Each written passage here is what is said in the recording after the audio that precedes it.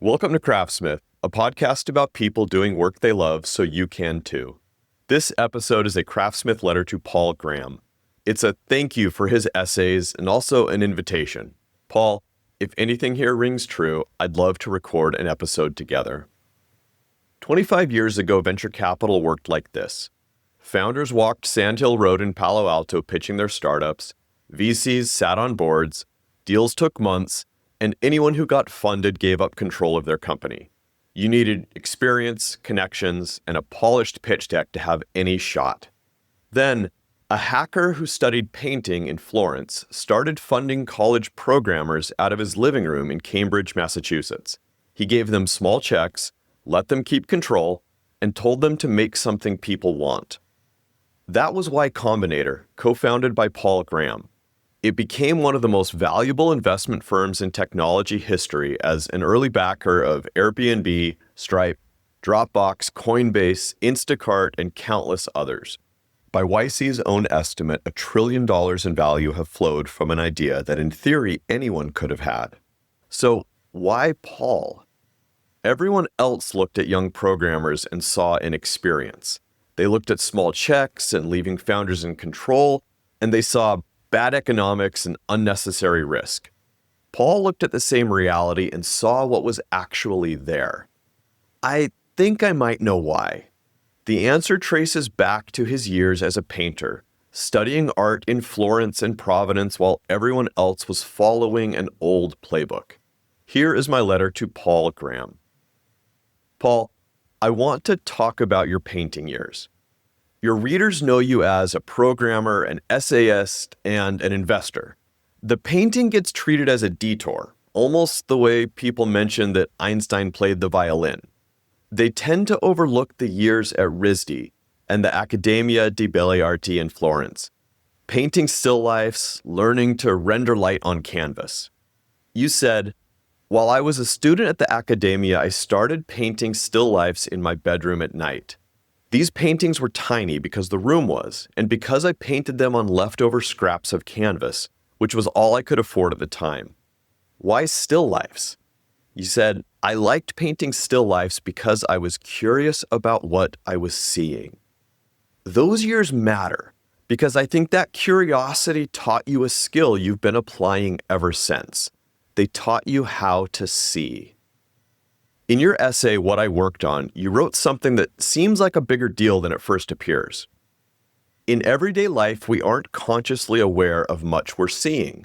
Most visual perception is handled by low-level processes that merely tell your brain that's a water droplet, without telling you details like where the lightest and darkest points are, or that's a bush without telling you the shape and position of every leaf. You're saying that your brain takes shortcuts.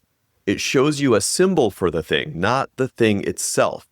For example, when you look at a tree, you see your brain's shortcut for tree, a green blob on a brown stick. That symbol lets you walk around without bumping into trees, but it's not what's actually there. Painting doesn't work that way. You said, when you have to paint something, you have to look more closely. And when you do, there's a lot to see. You can still be noticing new things after days of trying to paint something people usually take for granted. That's the skill, looking more closely. And painting forces you to override your brain's shortcuts because you can't paint a tree by drawing your idea of a tree. To paint one, you have to see the actual light and shadow, where the highlights land, how the bark shifts color, or the way that the leaves layer over each other. You have to see what's actually there. Years later, you wrote about evaluating paintings in museums.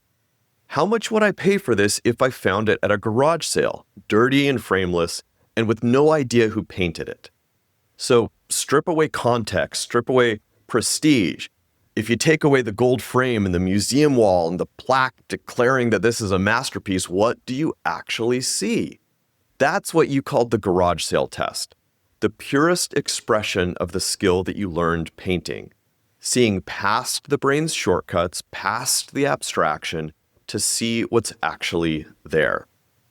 When you discovered Lisp, you found a programming language that works like painting does. Most languages have different syntax for different things, like curly braces for blocks or semicolons for statements. Lisp uses the same structure for everything. It's just parentheses and symbols all the way down. You said, learning Lisp expanded my concept of a program so fast that it was years before I started to have a sense of where the new limits were. Lisp lets you see the shape of a program. The structure isn't hidden behind decoration. You wrote a whole book about this called On Lisp. You said you learned more by writing that book than ever before because writing it forced you to see what was actually going on. When you built Viaweb in 1995, the idea came to you on a mattress. One morning as I was lying on this mattress, I had an idea that made me sit up like a capital L. What if we ran the software on the server and let users control it by clicking on links? Back then, software was something you installed on a desktop, but you saw what was actually there. You went on, a couple days later, on August 12th, we had one that worked. The UI was horrible, but it proved you could build a whole store through the browser. Your essays work the same way. You've said you write to figure things out. Each essay takes something people take for granted and picks it apart until you can see what's actually there. Then you show us what you see. You've said, many discoveries have come from asking questions about things that everyone else took for granted. That's what your essays do.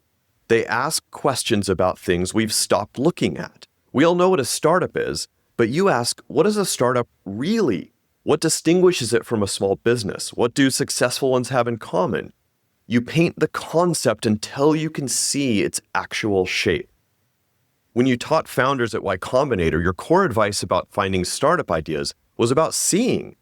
You said, the way to get startup ideas is not to try to think of startup ideas.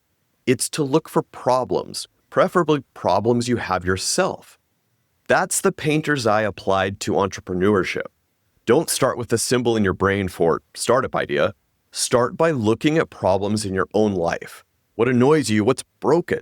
Just see what's actually there. I think this is why you saw the Y Combinator possibility when nobody else did. Everyone else looked at startups and saw the category. The pitch decks, the experienced founders taking large checks, the board seats. This was an abstraction of how startups were supposed to work. You looked past the category to what was actually there. Talented young programmers who needed small amounts of money, advice from people who'd done it before, and the freedom to retain control. The idea came together on a walk home from dinner. You've said, as Jessica and I were walking home from dinner on March 11th at the corner of Garden and Walker Streets, these three threads converged. You decided that you'd start your own investment firm. You got 225 applications in that first batch, picked 8 to fund, and invested $6,000 per founder in return for 6%. That first batch included Reddit, the future founders of Twitch, and Sam Altman. The painter's eye, that is what let you see what everyone else missed. In How to Do Great Work, you turned your painter's eye to finding work you love, and you saw something startling. How many even discover something they love to work on? A few 100,000, perhaps, out of billions. Paul, if that's true, it's a tragedy. That's only a tiny fraction of people who ever discover work they love. And you don't say this with resignation. Like all questions you pose in your essays, you frame it as a puzzle. Why so few? Your answer, spread across a decade of essays, centers on interest. You've said, interest is much more evenly distributed than ability. This is a profound observation. Ability follows a curve. Most people cluster near the middle, fewer at the extremes. But interest is different. Interest is as varied as fingerprints. There are more types of interest than types of talent, so your particular interests are unlikely to match anyone else's. You wrote about this in your essay, The Bus Ticket Theory of Genius. Some people have an obsessive interest in the history of bus tickets. Most people would find that boring, but for the people fascinated by old bus transfers, that interest is real and it's utterly their own. You've said, It can be harder to discover your interests than your talents. There are fewer types of talent than interest, and they start to be judged early in childhood, whereas interest in a topic is a subtle thing that may not mature till your 20s or even later. That's the problem. Talent gets tested early. There's a handful of school subjects and a handful of sports. If you're good at any one of those, you'll find out. But there are far more types of interest than the things that schools measure. If your genuine interest isn't on that curriculum, you might never get the signal that it's yours. Perhaps where your painter's eye matters most is in your warnings about signals that look like interest but aren't. You said, "Are you really interested in X? Or do you want to work on it because you'll make a lot of money, or because other people will be impressed by you, or because your parents want you to?" These are the brain's shortcuts applied to careers. Prestige is what other people find impressive, which is not the same as what interests you. Money is a nice byproduct of good work, but it doesn't pull you into the work. And what your parents want is their desire for your security projected onto you. It's not yours. All of those can feel like genuine interest in the moment, but they're not. They're just noise. Finding work you love requires stripping those things away to see what's actually there. It's like the garage sale test applied to careers. What would you work on if no one was watching? What pulls you when you don't expect anyone to applaud? You wrote about a friend who became a doctor. A friend of mine who is a quite successful doctor complains constantly about her job. When people applying to medical school ask her for advice, she wants to shake them and yell, "Don't do it." How did she get into this fix? In high school, she already wanted to be a doctor, and she is so ambitious and determined that she overcame every obstacle along the way, including, unfortunately, not liking it. Now, she has a life chosen for her by a high school kid. That line devastates me. She is living a life designed by a teenager who couldn't possibly have known what being a doctor actually meant.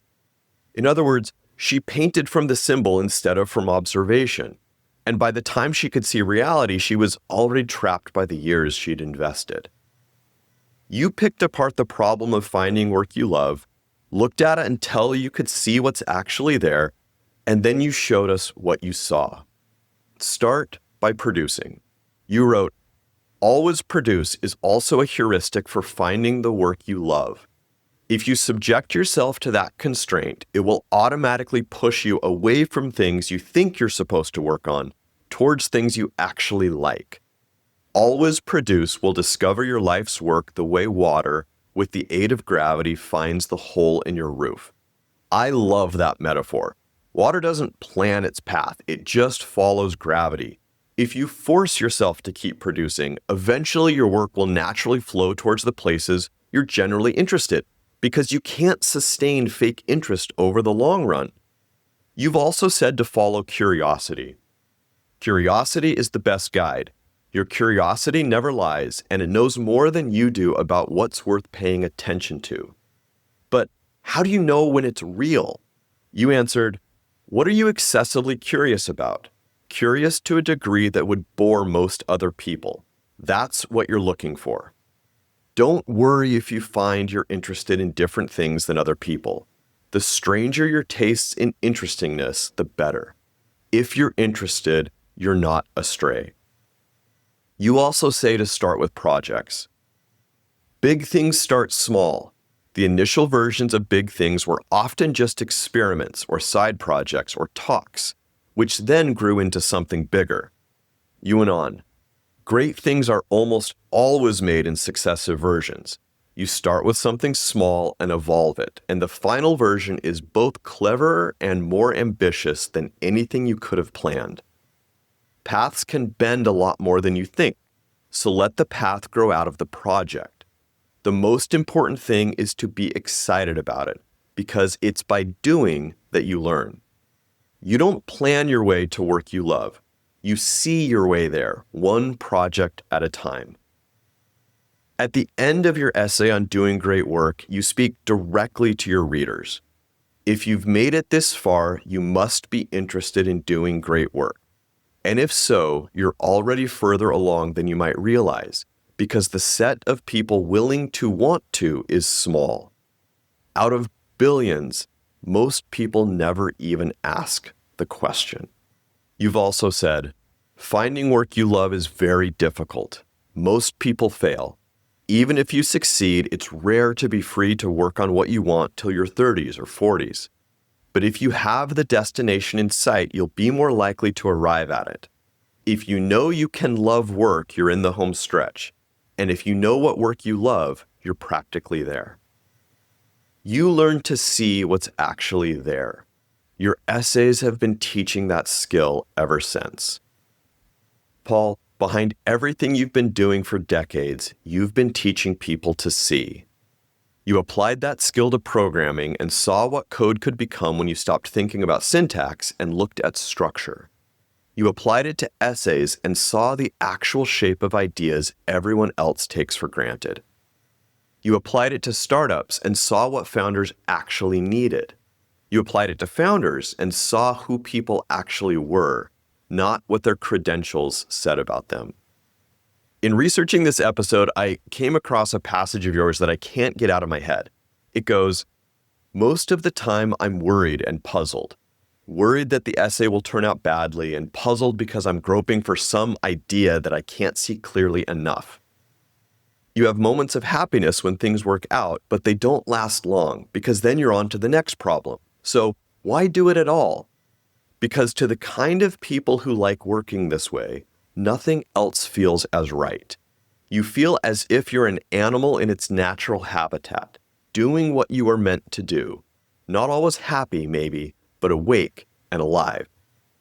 You turned your painter's eye on what it actually feels like to do work you love and described it so clearly that the rest of us know when we've found it.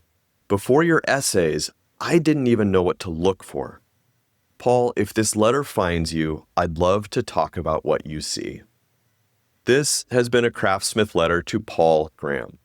If you saw yourself in that story, here's Paul's test. What are you excessively curious about?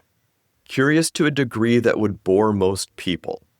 And what's a small project you can start this week to explore that curiosity? That's what you're looking for. If you think Paul should hear this letter, you can help me deliver it. Send him this episode. I'll put links to his site and socials in the show notes. And if you want to find out whether this letter reaches him and what happens if it does, follow Craftsmith wherever you're listening to this podcast. I'm Bill Allred. Thank you for listening to Craftsmith.